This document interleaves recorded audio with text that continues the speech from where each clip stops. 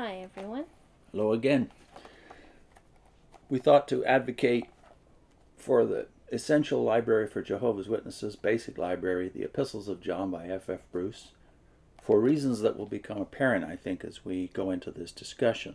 The text that we're dealing specifically with today is a familiar one if you're a Jehovah's Witness. It's 2 John 1 chapter, of course, verses 9 to 11. Whoever transgresses and does not abide in the doctrine of Christ does not have God. He who abides in the doctrine of Christ has both the Father and the Son. If anyone comes to you and does not bring this doctrine, do not receive him into your house, nor greet him.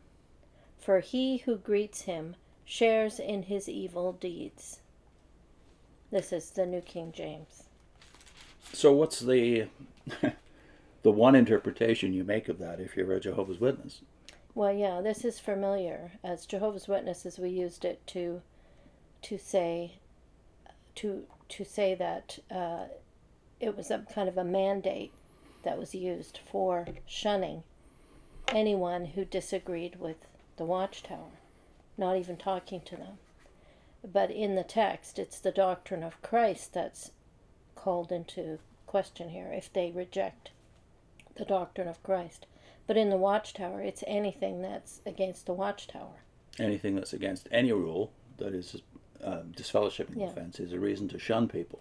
Disagreeing with any teaching of the Watchtower.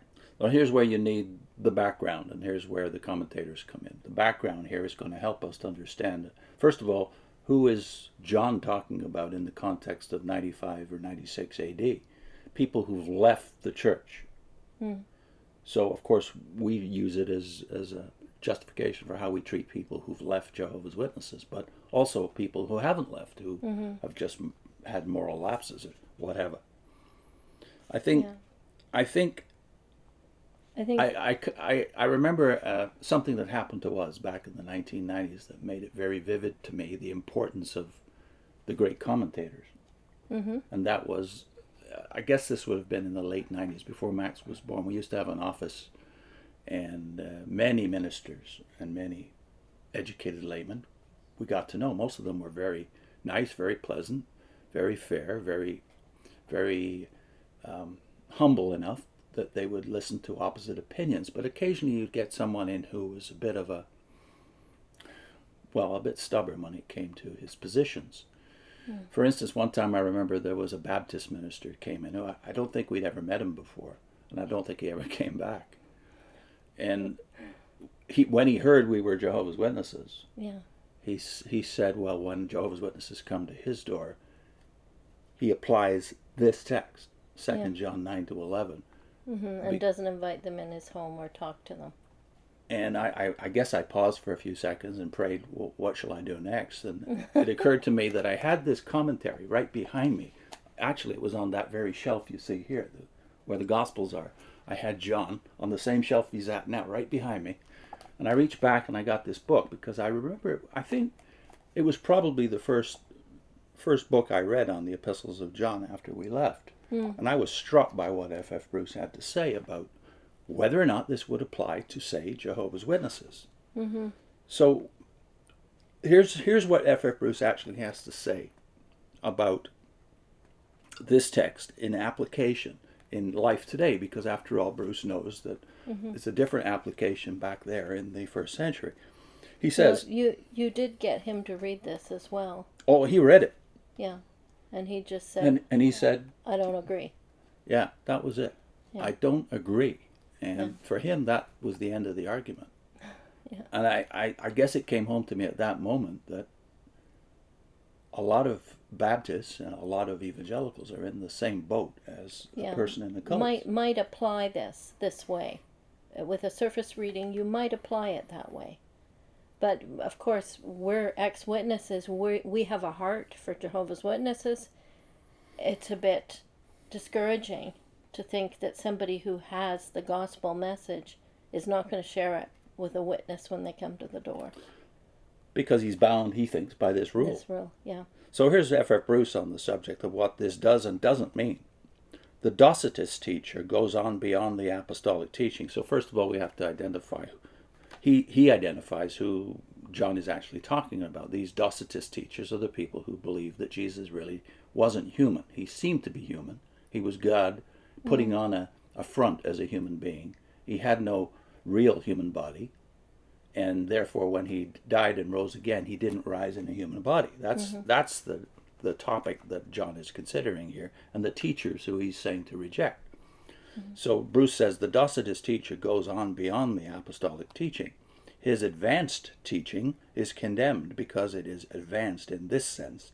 The apostolic teaching could be called the teaching of Christ, either because it is the teaching which derives from Christ and is vested with his authority, or because it is the authoritative and true teaching about Christ.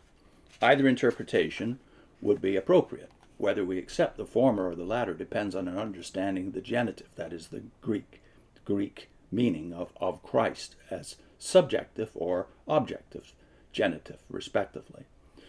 There is a strong balance of probability in favor of the former construction, and he references B.F. Westcott here. Anyone then who has advanced beyond this teaching in a docetic direction has not God, since no one who denies the Son has the Father, according to 1 John 2.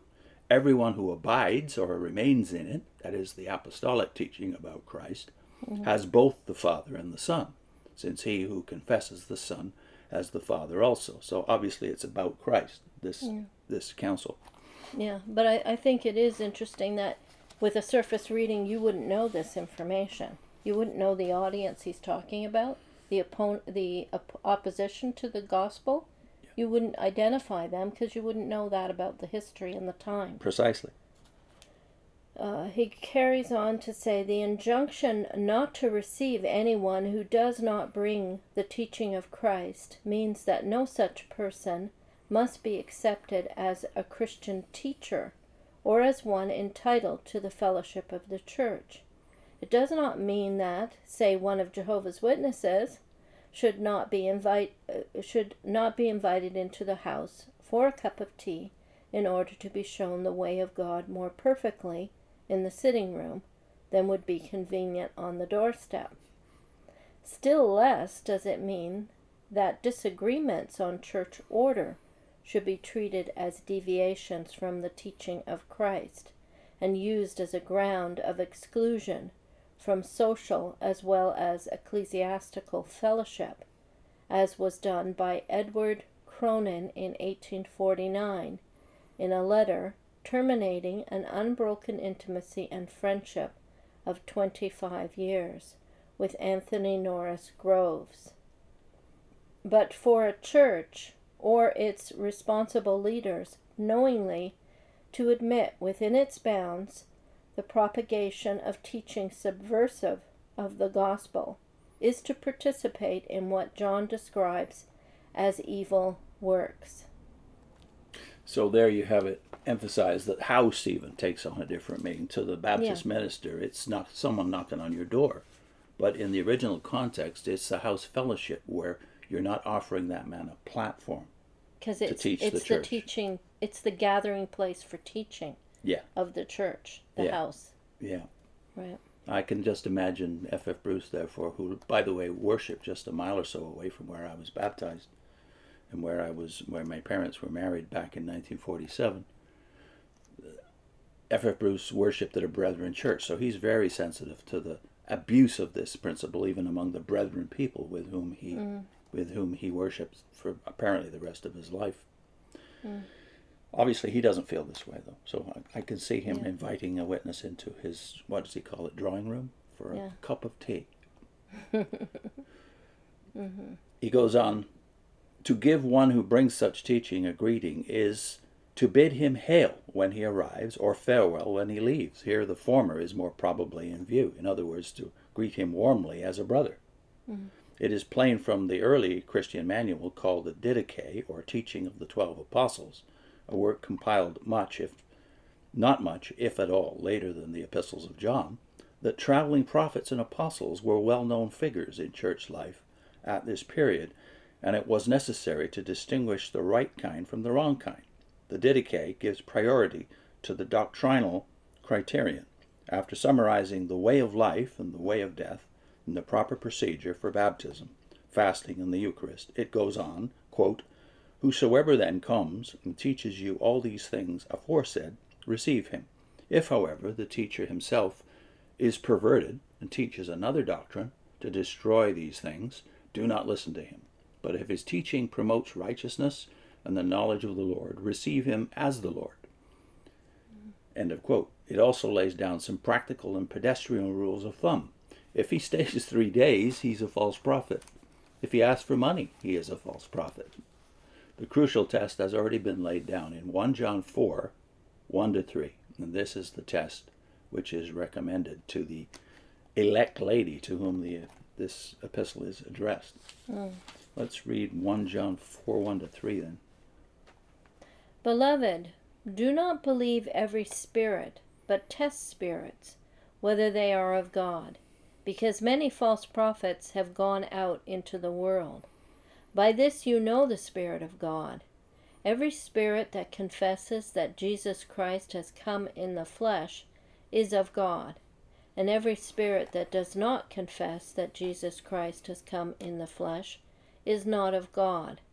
And this is the spirit of the Antichrist, which you have heard was coming, and is now already in the world. So how does this apply to Jehovah's Witnesses today? Not in the way Christians should treat them at the door, but in the way that we deny that Jesus Christ is coming in the flesh. Well, we don't deny he came in the flesh. We say he wasn't resurrected in the body, and he's therefore not coming again as a human being. We don't see the significance of the flesh, because he came in the flesh, he rose in the flesh, which witnesses don't believe, and when he returns he's coming in the flesh. So I don't think they see the significance of the bodily resurrection and the fact that Christ still has a body. So they're forever enslaved to this concept of Christ being invisibly present. Yeah. The visible second coming is the united testimony of the church for the last 20 centuries. Yeah. So we'll put in a link to a video we did, a fairly long video, because it has 3 subsections, I believe. The video is about 1 John chapter 2. And what's the title of it? J.W. Org's Gnostic Heresy, Anointed Elite, Not Physical Resurrection, New Light Gospel. So yeah, they bring the advanced light, like in 2 John 9-11. He talked about them kind of bringing new light or advanced light. They've got new understanding. Yeah, and 1 John 2 makes it plain that the ones who had this light didn't take over the church. They separated from the church. Yeah. So check out that video. We'll put a link on the screen. See you soon. One more plug. Basic Library for JWs, The Epistles of John by F.F. Bruce.